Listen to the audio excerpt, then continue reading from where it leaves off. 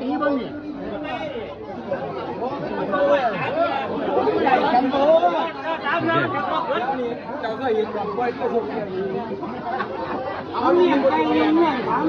เร็วมาไปยืน30 ถึง 70กับเยอะแล้วเหรอไม่เคยครับบ่เคยเยอะบ้านยังครับบ้านยังกุดคูนครับกุดคูนนี่เด้บ้านยังบ้านเอาไม่ก็ไม่ตัวนี่ห้ามตัวกันเด้อห้ามตัวกันเด้อห้ามตัวกันเด้อโชคบ่จักเถื่อนี่เด้บ่เคยโอ้ยเบิ่งยืนใกล้ๆกันเบิ่งถอดเสื้อห่วยมากอยู่บ่เราเอามากกระจับมือเด้อ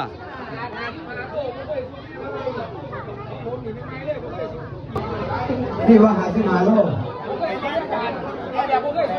เฮ้ยทีมงานกระทรวงพี่ว่า55 โลเอาแบบไม่บ่บริษัท3 เดือนจักเถื่อเฮา3นี่เด้2บ่มันลงแล้วหรอพี่น้องผมไม่ได้คิดกันยังไงมั่วมาสู่ใส่ว่าหันนี่กูไหนตั้งใจสู้ตั้งใจมาสู่ใจระบบกูบางละถอดเสื้อเบิ่งบ้านยังครับนี่บ้านยังครับคำสมอบ่นี่เด้กระโสบคนอำเภอเลยเดี๋ยวดิได้กันนะบ่ได้โอ้ดิจำได้เดี๋ยวกล้องเขาน้อยตัวนี้แม่นอยู่บ่ครับเอาดิคุณลงมาบ่เคยบ่เนี่ยบ่เคยคือกล้าครับผมกล้าก็ส่งหลายเดือนดิมันบ่มีครูจักเถื่อบ่เคยมันไม่หนีนะจักเถื่อนี่มันส่งหลายเดือนจนจำบ่ได้ต่อบ่บอกอีกจักเถื่อตัวนี้บ่เคยอีหลีจับมือบ่โอนบ่จับมือเด้อโอนนะไม่บ้าจักเถื่อครับจักเถื่อบ่เคยเลยจักเถื่อนี่จักเถื่อบ่เคยอีดีนบ่นักได้กันบ่บ่เคยอีดีเด้บ่ห้ามตัวกันบ่เคยเอาเคยบ่จักเถื่อเอาจริงๆจักเถื่อบ่เคยเลยนี่ก็บ่เคยเลย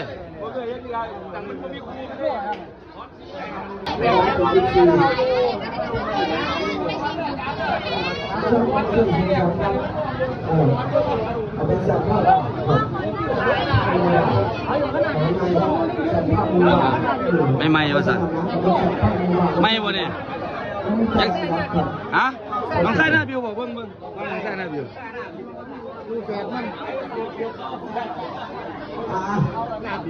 ลองไปน้องใส่หน้าบิวพอดีเอาทำนักได้กันเยอะๆนั้นไม่เอาอยู่บ่เนี่ยนี่เอาวะโอ้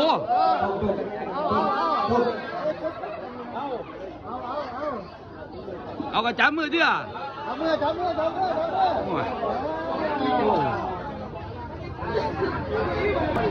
ซ้อมใส่ห้องอ๋อซ้อมกับผู้อับบ่นี่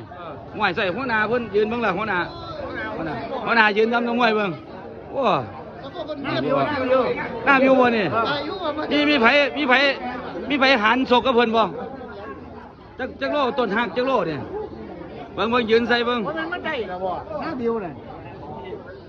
ได้บ่นี่นักได้กันอยู่ดิมวยชิงแชมป์พี่น้อง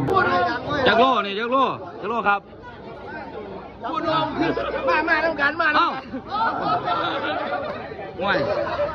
มาต้องการบ่นี่โอ้ยมวยคู่อับเบิดบ่จักโลจักเถื่อโชคจักเถื่อ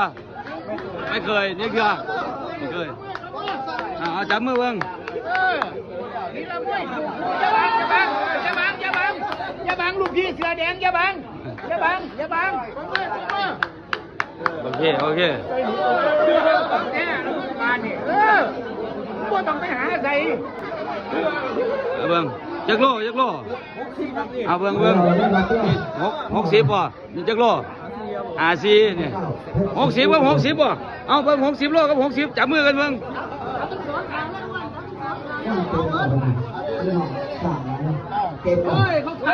จับมือก่อนน้ำหนักซ้ำกันโอ้60กับ60เด้อ ช่าง26กิโลครับรุ่นน้ำหนักไม่เกิน26กิโลช่างเช้าช่วงเย็นครับชิงแชมป์ว่างครับ มาจับมือกันนี่นะ54มันนี่54แบกเขาบ่นี่60นี่60บ่เบิ่งไปนี่นักกลัวเด้อส่งเขียวนักกลัวนี่สู้บ่เฮาสู้บ่จักโลนี่55เอา55ตัวเสือเบิ่ง55นี่54เอา54ได้บ่นี่เอาดินักได้กันตัวนี้เฮ้ยใช่น้ำหนักบ่ได้เนาะน้ำหนักบ่ได้นี่ทอกันนี่เอาทอกันน้ำหนักได้กันนี่น้ำหนักได้กันนี่55ก็54น้ำหนักเดียวกันเลยสู้บ่เฮาสู้เขาบ่เนี่ยนี่สู้บ่โอ้สู้จับมือเด้อจับมือเอาเดี๋ยวคู่แล้ว นักได้กันเนาะ ได้คู่แล้ว ผู้ดีแบกตัวนี่โอ้ผู้สูงน้ำหนักหน่อยกว่าตัวนี่